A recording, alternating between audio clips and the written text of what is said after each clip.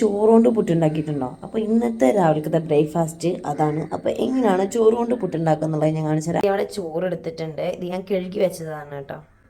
ഇനി ഇതിലേക്ക് നമ്മൾ പത്തിരിപ്പൊടി ഉണ്ടല്ലോ, കുറച്ച് ഇതിലേക്ക് ഇട്ടിട്ട് മിക്സ് ആക്കി എടുക്കാം.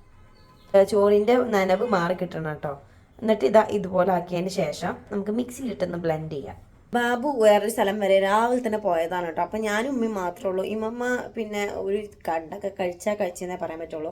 അപ്പോൾ ഞാൻ വിചാരിച്ച് പുട്ടുണ്ടാക്കാമെന്ന്. പുട്ടുപ്പൊടി ഇല്ല കേട്ടോ. ഈ ഒരു ട്രിക്ക് എനിക്ക് ഞാൻ വന്ന ടൈമിൽ ഇമ്മ എനിക്ക് പഠിപ്പിച്ചു തന്നതാണ്. ഇമ്മാൻ്റെ ട്രിക്കാണ് കേട്ടോ. ഞാൻ തന്നെ അത്ഭുതപ്പെട്ടു, ചോറ് കൊണ്ട് പുട്ടൊക്കെ ഉണ്ടാക്കാൻ പറ്റുമെന്നുള്ളത്.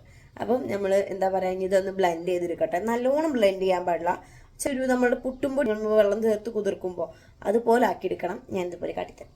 കുറേശ്ശെ ഇട്ടെടുത്തിട്ട് പൊടിച്ചെടുക്കണം കേട്ടോ. ഇത് മിക്സി ഓൺ ആക്കുമ്പോൾ ഒരുപാട് സ്പീഡിൽ ഇടാൻ പാടില്ല കേട്ടോ. നമുക്ക് മനസ്സിലാവുമല്ലോ, ചെറുതായിട്ടൊന്ന് പുട്ടിൻ്റെ ഒരു പുറ്റുംപൊടിയിൽ വെള്ളം ഒഴിച്ചിങ്ങാണ്ട് കുതിർക്കുമല്ലോ, ആ ഒരു ടെക്സ്ചറിലാവുമെന്ന് നമുക്ക് മനസ്സിലാവുമല്ലോ. അതുപോലെ ആയിട്ട് പിന്നെ നമ്മൾ സാധാരണ തന്നെ പുട്ടും കുറ്റിക്ക് തേങ്ങ ഇട്ടുകാണ്ട് പൊടി ഇട്ടുകാണ്ട് അതേപോലെ പുട്ടാക്കി എടുക്കുക. അപ്പോൾ ഇതുപോലെ ഉണ്ടാക്കാത്തവരുണ്ടെങ്കിൽ ഉണ്ടാക്കി വെക്കാം.